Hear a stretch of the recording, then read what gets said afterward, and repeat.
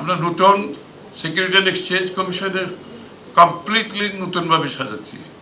আপনাদের জন্য বলছি আমি কমপ্লিটলি এটাই এই আগামী 2 সপ্তাহের মধ্যে জানতে পারবেন। We will announce the names with professional, no politicians,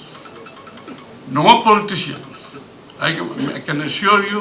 এবং কোনো পলিটিশিয়ানের কোনো মতামত নেওয়া হয়নি, একদম ইন্ডিপেন্ডেন্টলি সিলেকশন হয়েছে লাইক দ্য প্রফেশনালস, যারা মার্কেট বুঝে, যারা ক্যাপিটাল মার্কেট বুঝে, এই ধরনের লোকগুলোকে নেওয়া হয়েছে।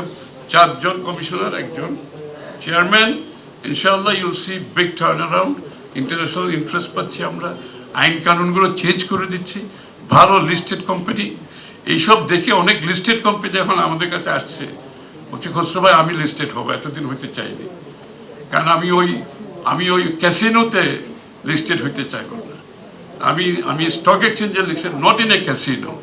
ইনশাআল্লাহ you'll see a big change. ব্যাংকগুলো থেকে প্রেশার কমে যাবে, কোম্পানিগুলো এখন স্টক মার্কেটে গিয়ে ফান্ড রেজ করতে পারবে, equity raise করতে পারবে, বন্ড ইস্যু করতে পারবে।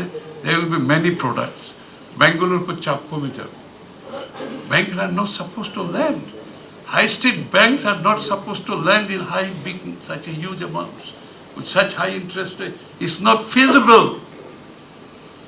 High street ব্যাংকগুলো 12-13% ল্যান্ড করতেছে, 500 কোটি 2000 কোটি টাকা ওর ডেপোজিট হচ্ছে short term, he is landing long term. Doesn't work. So capital market has to be in place. Inshallah, it will be functional in no time, I can assure you. Capital market আমি সবাইকে encourage করতেছি। আজকে সকাল একজন বাংলাদেশে গাড়ি প্রস্তুত করতেছে, ইভি